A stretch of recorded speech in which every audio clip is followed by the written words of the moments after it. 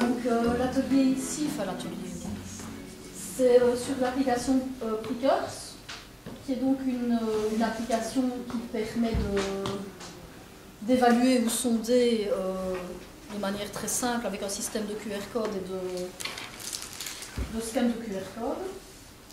Donc sur l'image là, vous voyez, on se mettra en situation assez rapidement, la mise en situation où chaque apprenant dans la classe a un QR code à orienter selon la réponse désirée, et le formateur a son smartphone et donc il scanne les QR codes.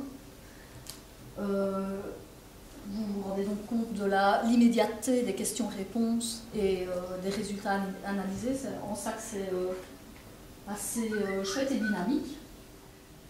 Donc, c'est utilisé comme évaluation en groupe.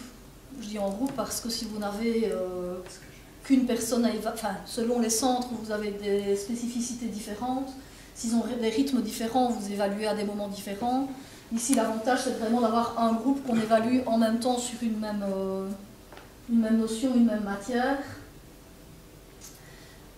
C'est sous forme de quiz ou de sondage. Donc le quiz, c'est vraiment le principe il y a une bonne réponse parmi les propositions.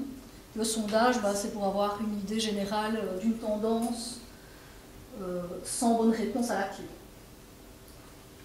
Les questions et les réponses se font en live. L'enseignant a préparé à l'avance la question quand même, mais il la diffuse en live. Les réponses sont scannées directement, on obtient les résultats et les résultats peuvent aussi apparaître en live et le feedback peut être fait directement. Alors, au niveau matériel, pour le formateur, il faut un PC, idéalement un projecteur, et un smartphone, une tablette. Donc ça, c'est pour le formateur. Il faut se créer un compte donc, sur le site Prickers et télécharger l'application Prickers qui est gratuite. Limitée, mais vous allez voir qu'on va l'utiliser, c'est quand même il y a quand même pas mal de possibilités. Pour l'appli, elle fonctionne et sous Android et sous Apple, donc ça c'est un avantage aussi. Donc ça permet de mesurer l'acquisition des compétences en un clin d'œil. Pouf, on montre les QR codes, c'est scanné, on a les résultats. Ça dynamise la démarche d'évaluation et c'est ludique. Les gens aiment bien se retrouver avec un QR code entre les mains.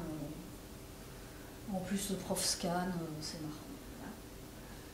Le feedback peut se faire soit en groupe ou en individuel. Donc, une fois que les réponses ont été données, on a la possibilité ou pas d'afficher les résultats. Pour les apprenants, ce n'est pas nominatif. Pour le formateur, vous voyez qui a répondu juste, qui a répondu pas juste. Il n'y a qu'à vous à le montrer à la classe, ceci dit. Pour les apprenants, gros avantage, ils ont besoin de peu de matériel. Le QR code suffit.